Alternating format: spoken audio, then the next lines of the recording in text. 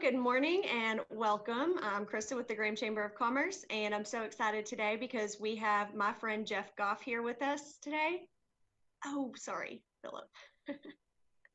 Phillip Gough here with us today, and he's going to be talking to us about the Graham Farmers Market kickoff this Saturday for 2020. We're really excited. So, Phillip, first of all, thank you for being here. Thank you to Texas Made Security for making sure we are able to stream this on our Facebook Live. And also thank you to Y100.5 for broadcasting us on the radio this morning. We appreciate it and appreciate your support. So Phillip, let's get started and talk a little bit about the history of the Graham Farmers Market, kind of origin, if you will. Yeah, about 3 years ago, had a group come together, form a board that had a vision for providing a unique farmers market experience for Graham. And we just, several of those people had some farmers market experience. Some of them were raising fresh fruits and vegetables and selling them either at roadside stands or just to friends and family, but saw the potential for a farmer's market. And others of us that came together had no experience with farmer's market, but loved the idea, loved the vision, thought it would be something that Graham, number one, that Graham needed, and number two, that Graham would support. And not just Graham, but the local area. And so anyway, we just spent about 6 or 8 months getting the wheels put in motion. The Graham Chamber of Commerce, you guys were fantastic in helping us get the ball rolling in terms of our organization and our structure. And we just kind of took it from there. And 6 or 8 months later, opened our first season in that'd be 2018. And so this is our third season coming on, and that's how we kind of got started. It's been really fun to watch it grow, kind of from an outsider looking in, but being part of it in the beginning and getting to see it come together, and then see it continue and to continue to grow, and see that the board has really done, the Farmers Market Board has done a great job, and yourself, especially as president of the board, has done a great job in making sure that you're thinking about future plans and growth and getting the word out, communication, all of those things. And sometimes that's really hard for a volunteer board of directors to do, but you guys have tackled it so well. And makes me proud to watch, because of course I saw the hard work in the beginning, and I really, hoped that this is where we would be, 3 years later. And so it's really, really neat to see that you all have made that happen. But I know that wasn't without some challenges along the way. So can you tell us about some of those as well? Well, I think with any new venture, any new vision, anything you want to get started, there's going to be some challenges here and there. And for the most part, yeah, there's been some challenges, but it's been a pretty smooth ride. Some of the things in the beginning, some of the challenges were just, knowing all the rules and regulations. As a farmers market, we're part of the Texas Farmers Market Association. And so therefore we have to follow Texas Department of Agriculture regulations and rules for what we can sell and can't sell. There's some sets of regulations called the Texas Cottage Laws. And we have to abide by those. And so in the beginning, most of us weren't familiar with that. So we've all had to educate ourselves on the cottage laws, some of the different forms of insurance that we have to have for the farmers market and whatnot. All those things. Just a lot of the structure, the regulations that we have to follow. So that's been a unique challenge for all of us, but we've learned the ropes, so to speak. But they're always changing. Even last year, Texas cottage laws, right in the middle of our second year of operation, this cottage laws changed and started allowing some certain products to be sold. For example, fresh salsas. Everybody kept asking, why can't you have salsa at a farmer's market? Well, we couldn't sell it because of cottage laws. I'm hoping this year that some of the vendors have fresh salsa. I think that'd be a huge seller at a farmer's market. So, things like that, just with any business, with any organization, you got to stay on top of the rules, regulations, because they're constantly changing. Other challenges, just as a new venture, a new business, new organization, new nonprofit, anything, getting it launched. number one, we've had you mentioned the board. We've had a phenomenal group of volunteer board members. Some have rotated off, some are now rotating on. We've had people volunteer who aren't on the board. Of course, all of our vendors are volunteers, and we have a great group, and we feel like we're pretty solid in our vision and together and unified in where we want to go. Um, but there's always that challenge of keeping the momentum going, and okay, this year or year one, hey, things were great. We had a location. Year two, we had a new location, so we had to, how do we keep the momentum going at a new location? This year we're at the same location, so we don't have that issue. But what are we going to do to continue to foster an environment where the community feels like, hey, Saturday mornings in the summer we want to be at the Graham Farmers Market?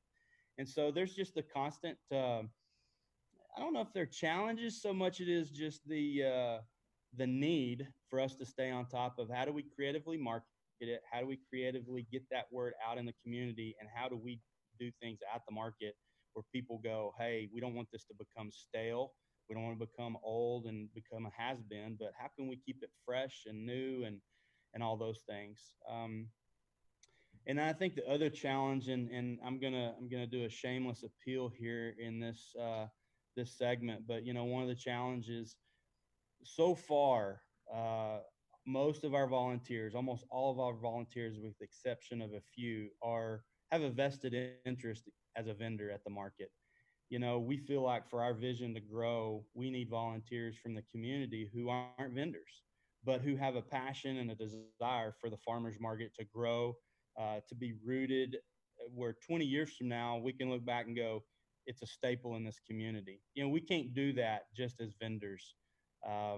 We have to have community buy-in, and so we're always looking for people who aren't vendors but say, hey, I want that to grow and I'll help. How can I help? So yeah, there you go. That's a few challenges that we faced over the last couple of years.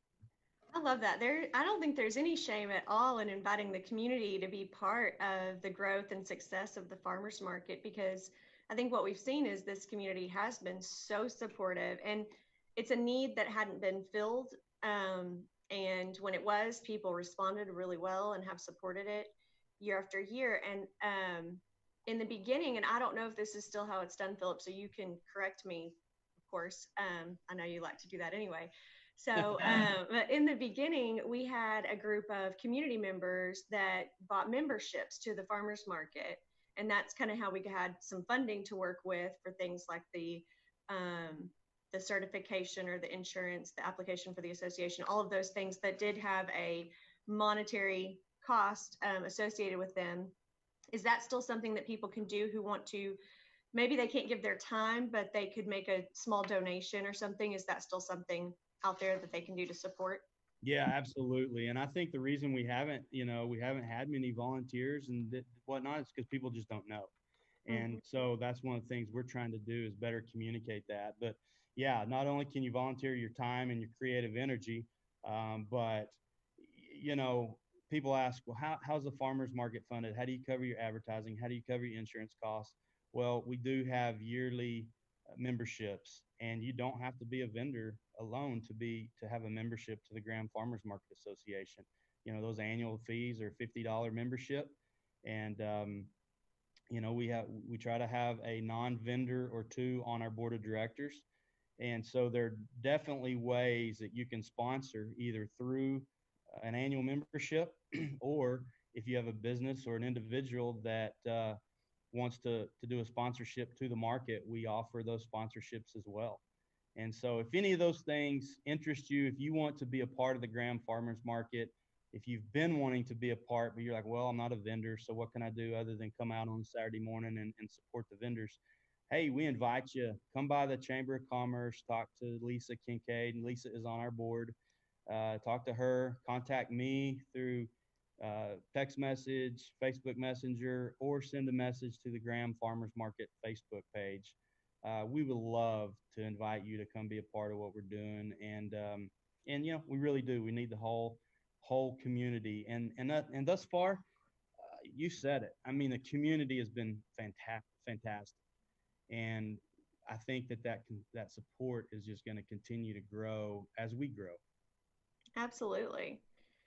So of course I know that, and I know through conversations I've had with you over the last few months, Philip, there's been a lot of consideration and planning that's gone into timing of when to start the market, how to do that safely, since we are experiencing a global pandemic right now. So have you all as a board made any changes to how you're going to do things, how you're going to set up, keep things safe and healthy, anything like that? Yeah, well, the first thing we did was we delayed our opening. We were originally to open 2 weeks ago, the first weekend of May. Our season runs the first weekend of May through the last weekend of September. But we wanted to follow city and county recommendations for businesses. Farmers market is an essential business, but we wanted to just give it a little bit of time, follow the county and city recommendations as they were following what the governor was doing. And so we decided on a May 16th start date. So this Saturday, we are opening for the season, and we'll open up at 9 o'clock. We're going to actually have a ribbon cutting there with the chamber, is my understanding. That'll be Yes, sir. exciting. Yes. And so that's the first thing we did is we delayed the opening by 2 weeks. And there was a lot of conversation that went into that. We thought about waiting until June, but I think the overall feel in this community, especially with us being in an outdoor location, we're open air, uh, Mm-hmm. you know, being essential, restaurants starting to open up. Obviously, grocery stores have been open the whole time. We just felt like, let's go ahead and get going. Let's get the products out there. Produce is coming into season, so let's provide something for the community. So if they want to get out of their house and get out and know they can come, they can. If you don't feel comfortable with that, we totally understand. We want to respect everyone's health and the steps they're taking to stay healthy. We're going to have spacing, a little more spacing this year. It's going to be a little bit of a challenge, but our vendors we're doing the best we can. Instead of being booth to booth next door to each other, we're going to try to space the vendor tables out a little Great. bit just to provide space. Not every vendor is going to be separated just with our logistics down there, but we're going to really try to spread out as much as we can. And we're just asking, we won't have any tape marked off or anything like that, but we're asking people to stay the 6 feet distance and just, be respectful of the customers as people are standing in lines. We anticipate a huge crowd. First Saturday of the season's always big, and so we anticipate people wanting to get the fresh produce that's available. So we just ask people to use caution, use common sense, and because that's what we're trying to do. We want to provide something that people want and want to be that, but we also want them to know we want to respect their health concerns as well. Individual vendors have, if they want to wear gloves or if they want masks, hand sanitizer, we're encouraging them to do what they feel comfortable to do. But that's a little bit of an update there. Awesome.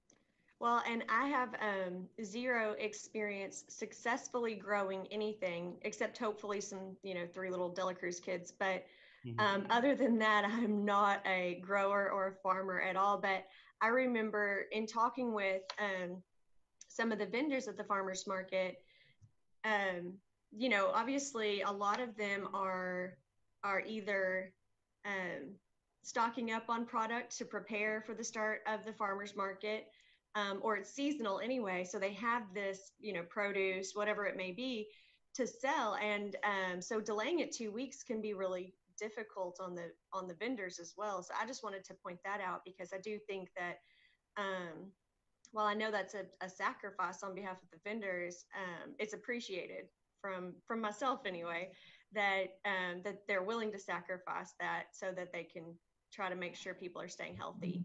But also, I think it's a great idea reminder maybe for people who are going to go to the farmers market who do feel comfortable getting out to maybe call your elderly neighbor, your grandmother, your mom, or whoever it may be. Check on them and see if they want anything at the farmers market and maybe pick that up and drop that off for them so that if somebody doesn't feel comfortable getting out of their house and going, they can still enjoy some of those items that are being sold. Yeah, absolutely. Just a little reminder. I think Graham's so good about that anyway, but always good to remember to check on your friends who maybe are in that risk group and see if they need anything. So that brings me to my next question. Let's talk about which vendors are going to be there for this kickoff day next or this Saturday. Yeah, that's the exciting part, right?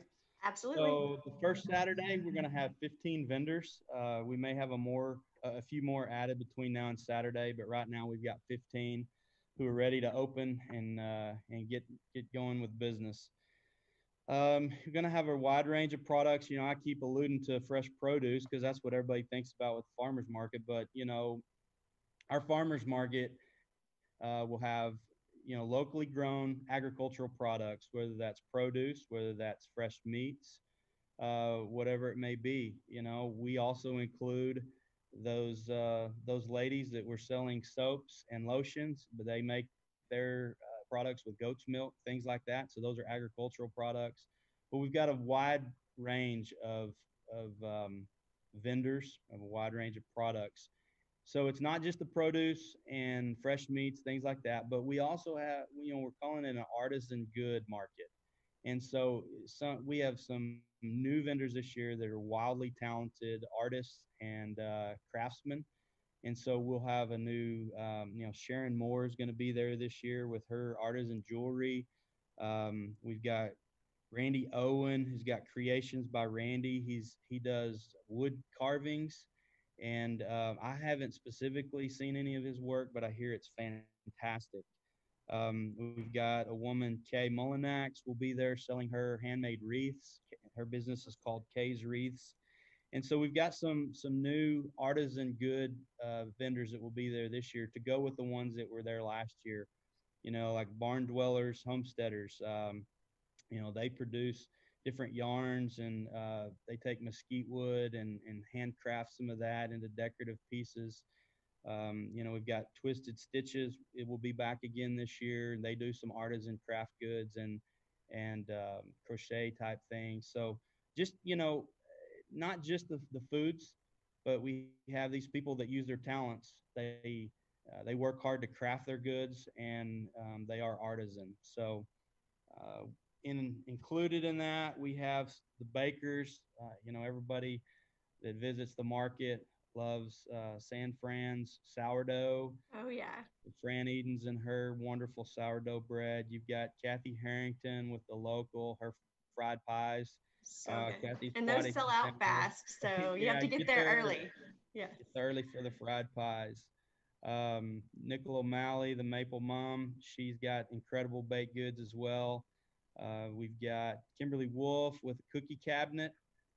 So Don't good. miss, her cookie bouquets this week. And then going through this, others that do baked goods or jams and jellies. We've got, who did I miss here? Got, where is Southern Charm? There's Karen Southern Pratt does. Karen Pratt and Southern Charm. Hmm. She does jellies and jams.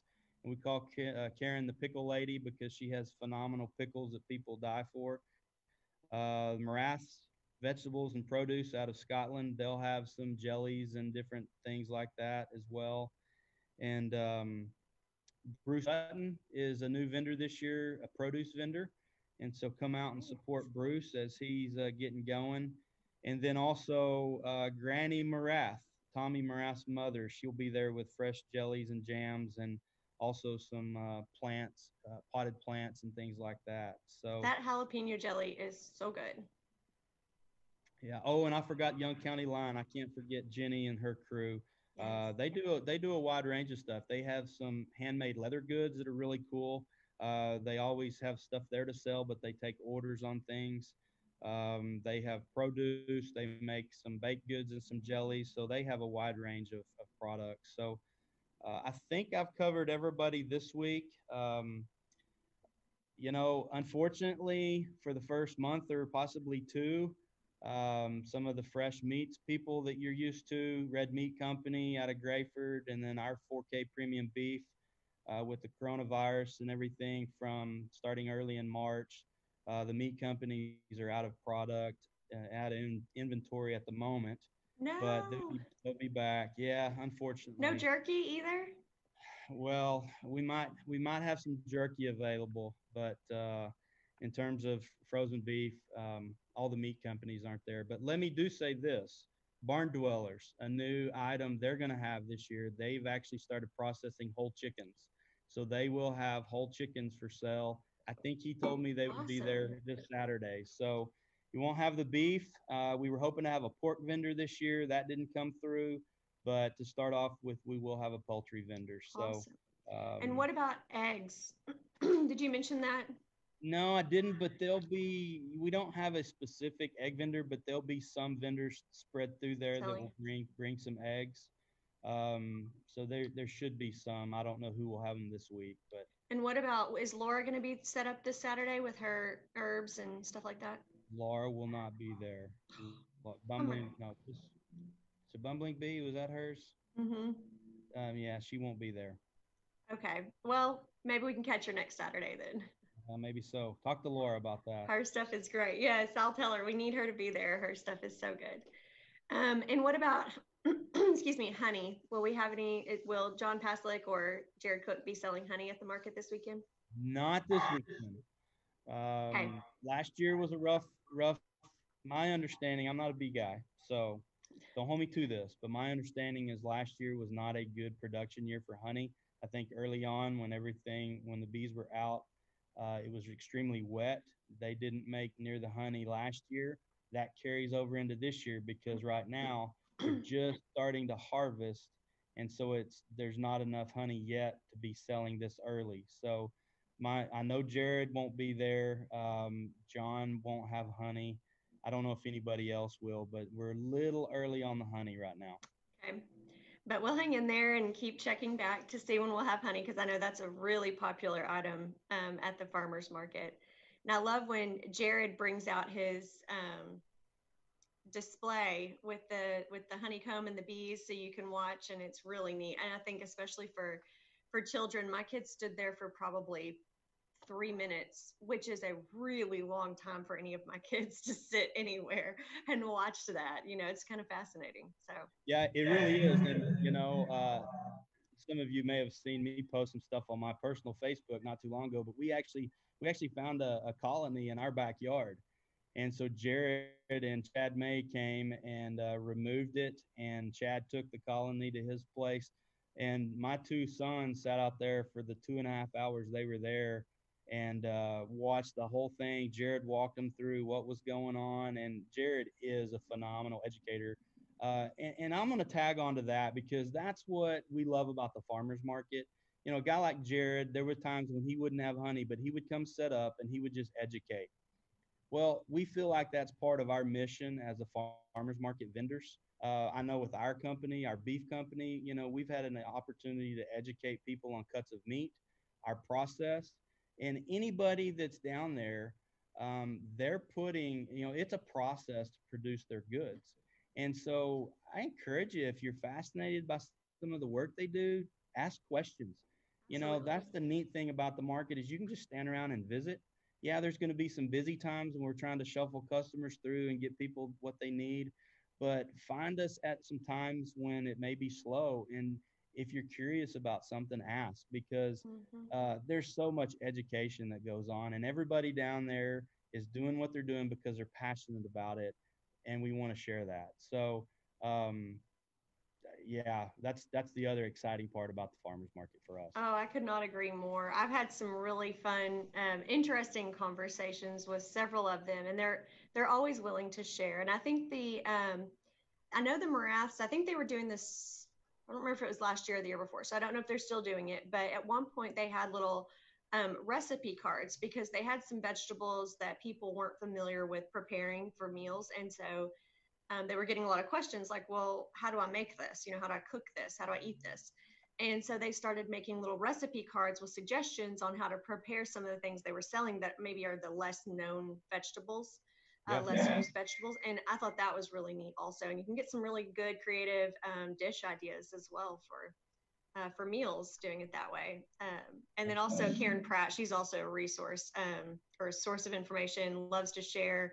she might kill me for saying that on a Facebook Live, but she really is wonderful, and she doesn't mind sharing. And I've asked her all kinds of questions before, and it's always fascinating to hear what she has to say. Yeah. So before we kind of wrap up, I want to encourage anyone watching to ask questions if you have any.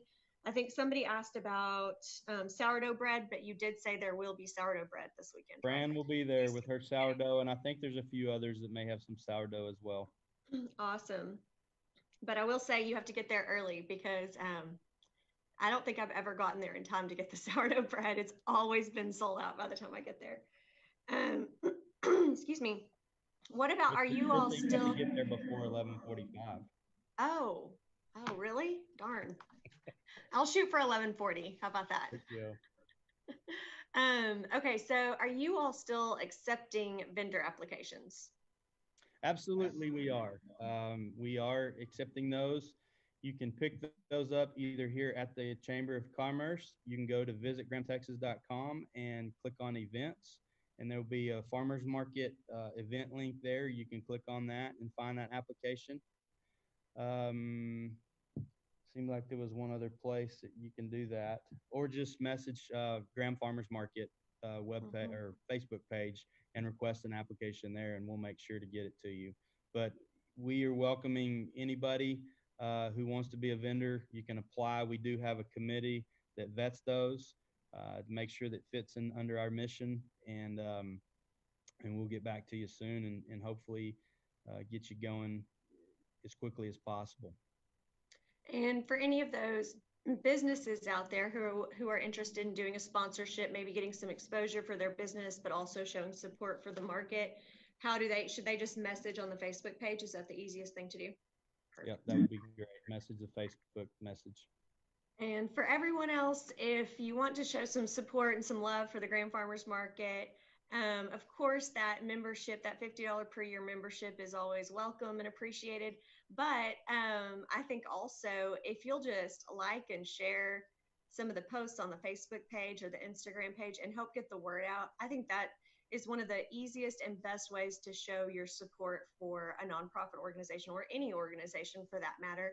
But I know it's appreciated when people engage and just show support that way. So that's an easy thing to do. Just click that little share button, share something to your page, help us get the word spread out throughout the community. So everybody can, at least everybody who has a Facebook page can do that. So always appreciated. Let me make sure we didn't have any other questions, but I don't think so. I know we're super excited about Saturday, Jeff. Yeah, thank you. I had to get one more in there. I'm just kidding, Phillip. Sorry. Hey, and just a reminder, Saturdays 9 to noon at the old Ag Barn. If you're from the area but not familiar with Graham, the old Ag Barn facility is next to Fireman's Park and the Little League baseball fields. So, Krisa, thanks for having me on, letting me share about the market. I know that we've had others on the radio this week, and come see us. We look forward to seeing everybody this Saturday at 9 o'clock. Excellent. Thanks for all you guys do, Phillip, and thanks to the whole Graham Farmers Market Board. We appreciate y'all. All right. Bye.